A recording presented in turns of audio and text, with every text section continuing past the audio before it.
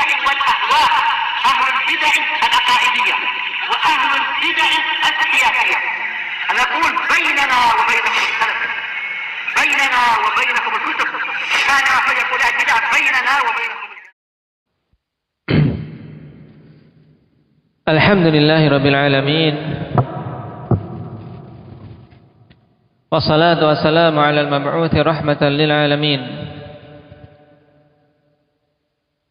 wa ala alihi wa ashabihi wa man tabi'ahum bi ihsanin ila yaumiddin. Amma ba'd. Ikhwanil kiram rahimani wa rahimakumullah. Pertemuan yang lalu kita membahas tentang Abadilah, para sahabat yang dikenal dengan Abadilatur Arba'ah, 4 orang dari sahabat yang dikenal dengan nama Abdullah, yang merupakan rujukan fatwa di zaman mereka. Diingat-ingat sebagai faedah. Sekarang kita masuk pada poin yang ke-501. Qala hafidhahullahu ta'ala, man huwa alladhi da'a lahu an-nabiy sallallahu alaihi wasallam bi an yukthira malahu wa waladah. Indak ya Ridwan, terjemahkan.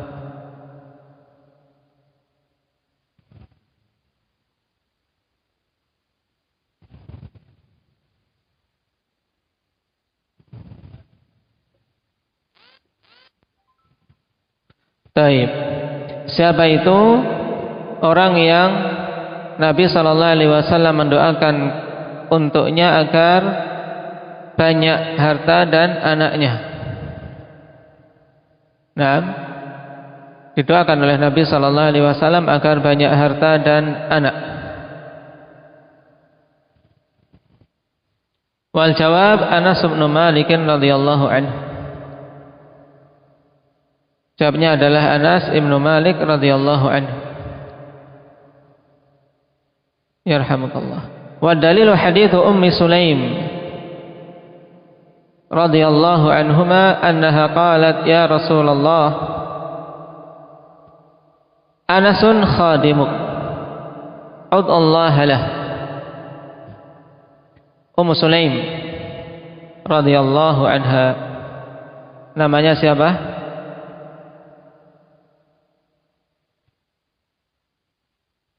Diperselisihkan oleh para ulama tentang nama beliau, ikhwani fillah, karena memang masyhur dengan kunyah sebagaimana Abu Hurairah juga masyhur dengan kunyahnya. Ada yang menyatakan namanya Mulaikah, ada yang menyatakan Sahlah, ada yang menyatakan Rumailah, atau Rumaisa, juga ada yang Humaisa. Jadi diperselisihkan tentang nama Ummu Sulaim karena masyhur dengan apa? Dengan kunyah. Ummu Sulaim bintu Milhan Al-Ansariyah Al-Khazrajiyah, dari kalangan Khazraj. Beliau termasuk wanita-wanita yang awal-awal masuk Islam dari kalangan Ansar, yang menikah di masa jahiliyah dengan Malik ibnu Nadhr. Nah, dari pernikahan inilah lahir Anas ibnu Malik.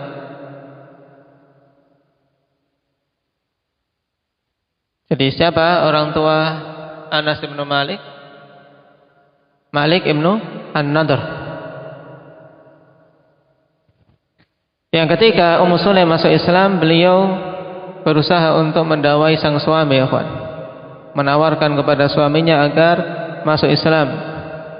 Tapi si suami marah, kemudian keluar dan pergi ke negeri Syam sehingga mati di sana.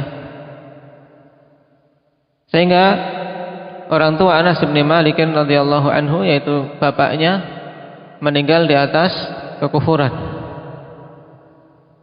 Kemudian setelah itu dilamar oleh siapa yang masyhur dalam tarikh, Abu Talhah Al-Ansari radhiyallahu anhu. seorang yang mulia dan terkemuka di kalangan Ansar, tapi saat itu masih dalam keadaan kafir. Dan Ummu Sulaim radhiyallahu anha wanita yang cerdas. Nah, ketika mengetahui Abu Talha sangat menginginkan untuk menikahinya, dia menggunakan hal itu untuk mendakwai. Akhirnya beliau mau menerima lamaran dengan syarat Abu Talha mau masuk Islam. Dan ini cukup untuk dijadikan sebagai maharnya. Dan sebagus-bagus mahar. Nah, akhirnya masuklah Islam Abu Talha dengan sebab usaha Ummu Sulaim radhiyallahu anha. Nah, seorang wanita yang mubarakah, wanita yang diberkahi, dengan sebabnya nah, seseorang masuk ke dalam Islam.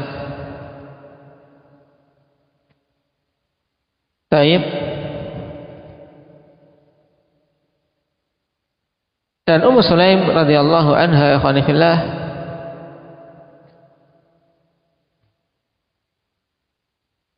menyerahkan Anas bin Malik, putra beliau dari Malik bin Nadhr, kepada Rasulullah sallallahu alaihi wasallam untuk dijadikan sebagai pembantu. Yang saat itu masih berumur 10 tahun. Semenjak datangnya Rasulullah sallallahu alaihi wasallam di Madinah sampai wafat. Makanya apa? Berarti apa? Semenjak umur 10 tahun. 10 tahun sudah mumayyiz, sudah paham. Nah, dan ini yang butuh kita apa? Kita mendidik anak-anak kita ikhwan fillah, agar daya tamyiz mereka itu kuat. Nah, dan daya tamyiz untuk bisa membedakan mana yang baik, mana yang buruk itu butuh dilatih. Nah, sering diajak berpikir, sering diberi permasalahan untuk mereka menentukan. Kita mengecek mana yang baik. Nah, dari apa? Pilihan-pilihan mereka. Sehingga anak itu nah, tidak hanya seperti robot yang mengikuti perintah orang tua. Yang seperti ini ikhwani fillah, bahaya ketika mereka berpisah dari orang tuanya sehingga tidak memiliki apa? Memiliki daya tamyiz.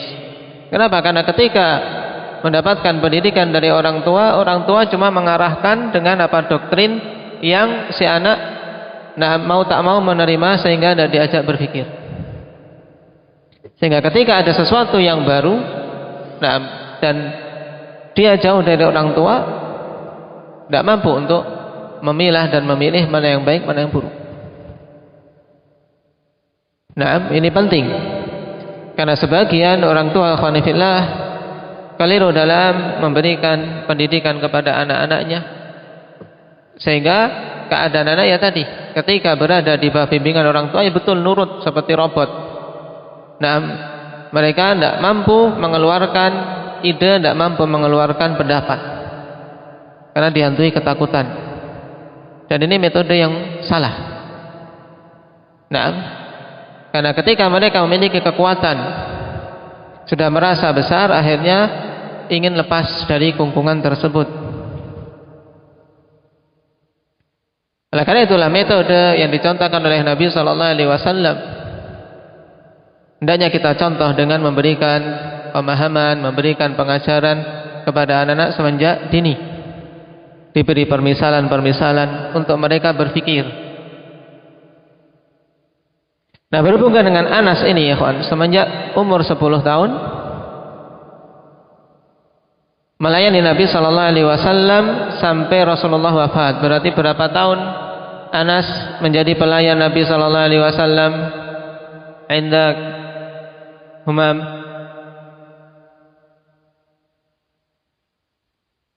10 tahun.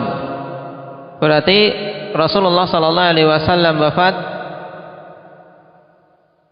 Anas umur berapa? Indak Nafi'?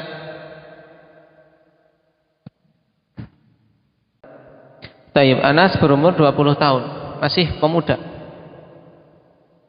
Tapi dalam keadaan demikian beliau meriwayatkan kepada umat ini riwayat yang banyak. Beliau menempati peringkat yang keberapa dari peringkat periwayat hadis Nabi sallallahu alaihi wasallam? Indah Arin? Ketiga atau keempat? Ketiga, setelah Abu Hurairah, kemudian Ibnu Umar, kemudian Anas bin Malik radhiyallahu anhu. Baik.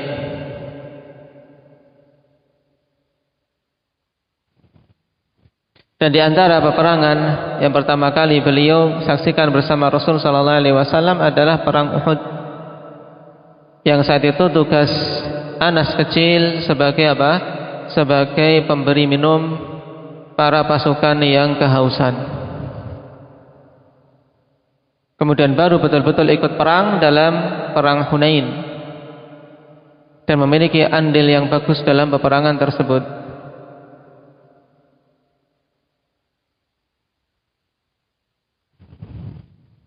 Nah, dalam hadis ini Ummu Sulaim sang ibu datang kepada Rasul sallallahu alaihi wasallam mengatakan, "Ya Rasulullah, Anas dia adalah pembantumu, doakanlah kebaikan untuknya." Permintaan dari seorang ibu demi kebaikan anak, dan si ibu ini ibu yang cerdas, tahu mana yang terbaik bagi anak. Dan tidak ada sesuatu yang terbaik yang diberikan oleh Rasul sallallahu alaihi wasallam kepada anaknya kecuali apa? Doa yang baik. Seandainya Rasul memberikan uang, memberikan perkara-perkara dunia, tidak akan sebanding dengan apa yang diminta oleh Ummu Sulaim ini, meminta untuk didoakan. Karena dengan sebab doa itu, Allah Subhanahu wa taala kabulkan apa yang diminta. Maka Nabi sallallahu alaihi wasallam mendoakan, qala Allahumma aktsir malahu wa waladah wa barik lahu fima a'taitah. Ya Allah, perbanyaklah harta dan anaknya, serta berkahilah apa-apa yang telah Engkau berikan kepadanya. Ya Allah, perbanyaklah harta dan anaknya dan berkahilah apa-apa yang telah Engkau berikan kepadanya. Di sini menunjukkan lembutnya Nabi sallallahu alaihi wasallam terhadap para sahabat, demikian pula pada sahabiyah, kepada umat secara umum ketika meminta sesuatu, selama Rasul sallallahu alaihi wasallam mampu untuk menunaikannya, beliau tunaikan.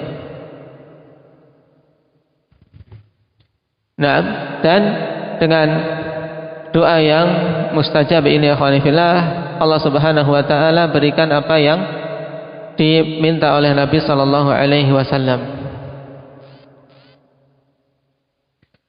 Dan di sini dalil bahwasanya rezeki, demikian pula keberkahan itu diminta dari Allah Subhanahu wa taala, bukan dari selainnya.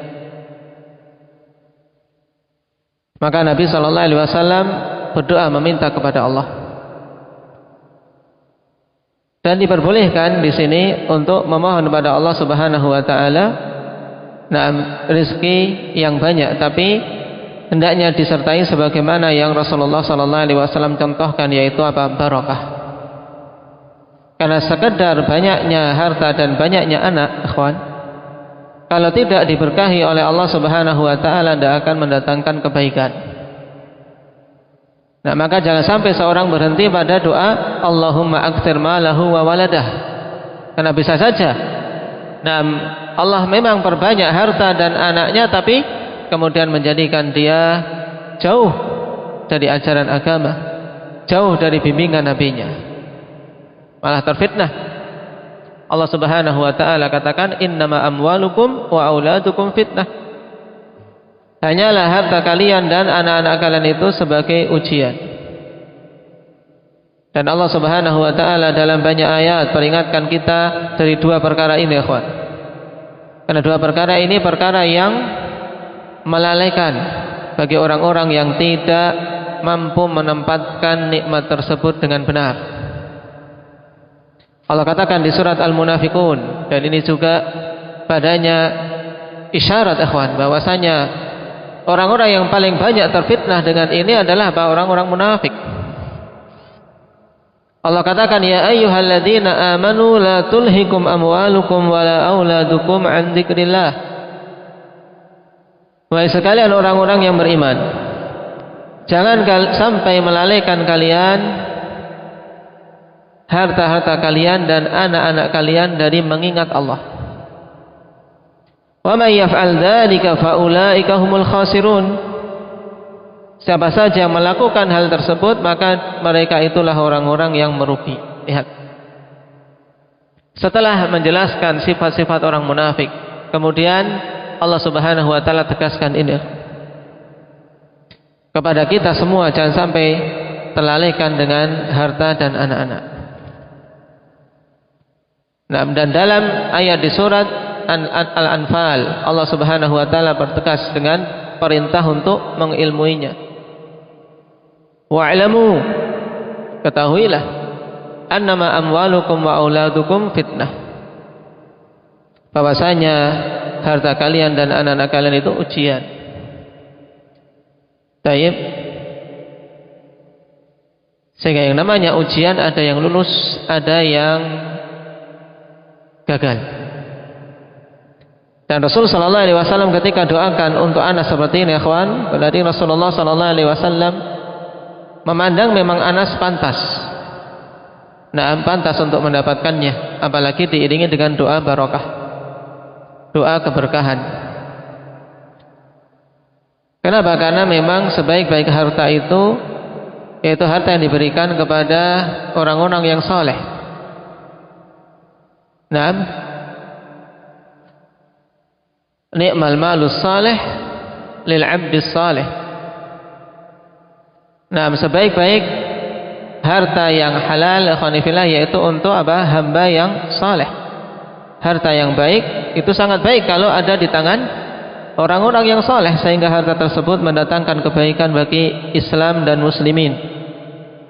Tapi sebaliknya, kalau harta banyak di tangan orang-orang yang kufur pada Allah atau orang-orang munafikin, orang-orang fasik, yang timbul ya kerusakan. Nah, dan Anas radhiyallahu anhu mengkhabarkan bagaimana beliau mendapatkan barokah dari doa Nabi sallallahu alaihi wasallam ini, ikhwan. Allah Subhanahu wa taala kabulkan doa beliau sehingga beliau mendapatkan keturunan yang banyak dan harta yang melimpah. Nah,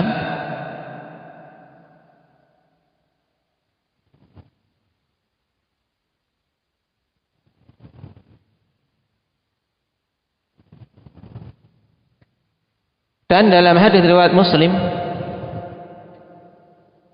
Anas mengatakan,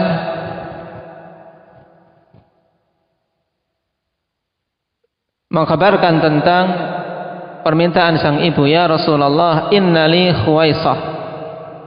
Qala mahi? Qalat khadimuka Anas, fama turika khairu akhiratin wala dunya illa da'ali bih. Atau fama taraka khaira akhiratin wala dunya illa da'ali bih. Ketika ibunya datang kepada Rasul sallallahu alaihi wasallam meminta untuk mendoakan Anas, Anas mengatakan, Rasulullah tidak meninggalkan untukku kebaikan akhirat dan dunia kecuali Rasulullah doakan untuk. Dalam artian doa yang diberikan oleh Nabi ini atau yang dipanjatkan oleh Nabi terkandung padanya kebaikan dunia dan akhirat. Dalam riwayat ini beliau mengatakan, Allahumma rzuqhu malan wa waladan wa barik lah. Sama naam isinya, yaitu minta diberi rezeki, harta dan anak serta keberkahan. Ini tiga hal. Kalau meminta harta, meminta keturunan, maka jangan lupa meminta keberkahan. Jangan lupa. Karena kebaikan pada suatu perkara ya dengan ada tidaknya barokah padanya. Sebab barokah adalah thubutul khair al-ilahi. Thubutul khair al-ilahi fi syai'. Ini hakikat barokah. Apa hakikat barokah? Indak Ukasyah, tetapnya kebaikan dari Allah Subhanahu wa taala pada sesuatu. Nah, kalimatnya ringkas dalam bahasa Arab, dihafal dan lebih mudah. Thubutul khairil ilahi fi syai'. Apa? Indak Hudzaifah. Naam, thubutul khairi al-ilahi fi syai'. Ini pengertian barakah. Tetapnya kebaikan ilahiyah, kebaikan dari sisi Allah pada suatu perkara. Naam. Maka kemudian Anas mengatakan fa inni lamin aktsaril ansari malan. Naam. Sungguhnya aku adalah termasuk orang yang paling banyak hartanya dari kalangan Ansar.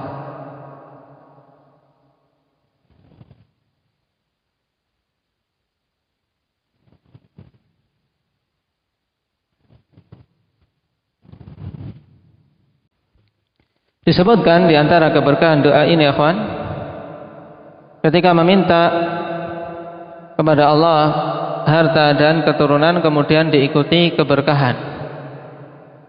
Baik. Disebutkan bahwasanya anak-anak Anas, ikhwani fillah, kulluhum hafizal Quran wa rawal ilm. Subhanallah.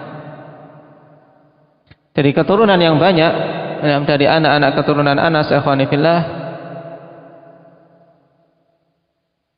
semuanya menghafal Al-Quran dan meriwayatkan ilmu. Subhanallah. Kemudian berapa banyak keutamaan yang didapat oleh sang ayah. Kalau memiliki satu anak menghafal Al-Quran saja, ikhwan, nah, kemuliaannya luar biasa. Ketika dia berada di surga akan dipakaikan kepadanya tajul karamah, yaitu mahkota kemuliaan. Maka seandainya seseorang tidak mampu untuk dia mewujudkan dirinya menghafal Al-Quran karena beratnya untuk menghafal, karena umur, juga karena kemampuan yang kurang, maka jangan luntur semangat kita untuk mengusahakan anak-anak keturunan kita bisa menjadi penghafal Al-Quran. Sehingga banyak-banyak berdoa pada Allah Subhanahu wa taala dari sisi ini. Nah, Anas mengatakan dalam riwayat yang lain, fa wallah inna mali lakatsir wa inna waladi wa walada waladi la yata'addawna ala nahwil mi'atil yaum. Anas mengatakan, demi Allah, sungguhnya anakku, nah, dan cucuku, ya, jumlahnya pada hari ini sudah mencapai 100. Ini Anas masih hidup. Anak dan cucunya sudah 100. Nah, dan anak banyak, ikhwan fillah, mencakup apa? Anak yang langsung dari dia, anak kandung juga masuk di dalamnya cucu, karena cucu adalah anak. Nah,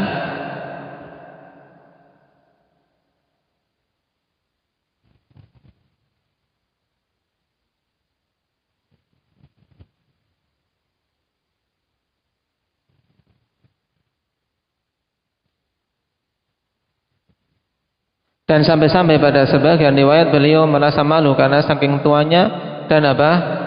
Nah, sudah banyak menguburkan anak-anak keturunannya. Jadi sebagian anak-anaknya lebih dahulu meninggal, nah, lebih dahulu wafat daripada beliau.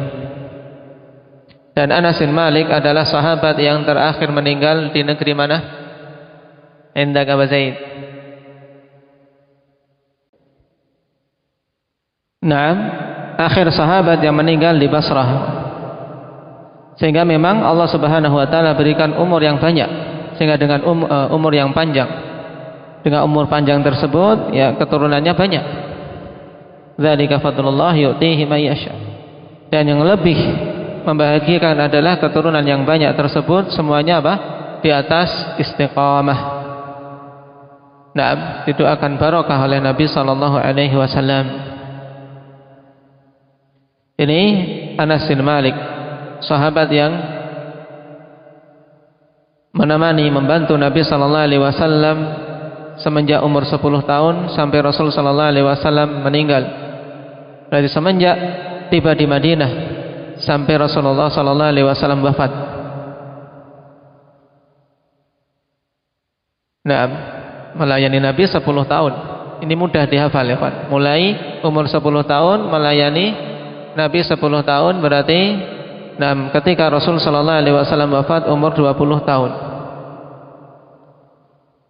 Dan sahabat terakhir yang meninggal di negeri Basrah.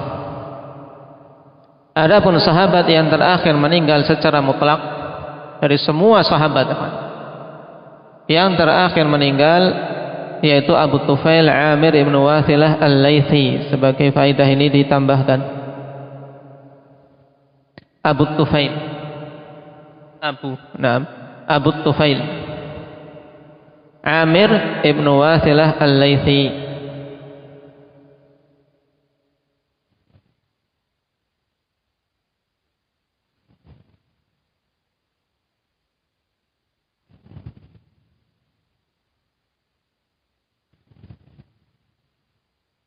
Yang wafat beliau di Mekah. Sebagaimana ditegaskan oleh beliau sendiri dalam Sahih Muslim, ra'aitu Rasulullah sallallahu alaihi wasallam wa ma'ala wajhil ardi rajulun ra'ahu ghairi. Aku pernah melihat Nabi sallallahu alaihi wasallam dan tidak ada seorang pun di muka bumi ini yang pernah melihatnya selainku saat ini. Jadi semua sahabat telah meninggal, tinggal beliau. Siapa namanya tadi? Khalid. Namanya siapa? Sahabat yang terakhir meninggal tadi. Abu Amir, Abu Tufail Amir ibn Wathilah Al-Laythi. Abu Tufail Amir ibn Wathilah Al-Laythi. Tulis, belajar menulis cepat. Nah, untuk yang masih menulis pakai pensil, kalau di catatan menulis pakai pena usahakan. Ya, berarti harus menulis cepat. Belajar.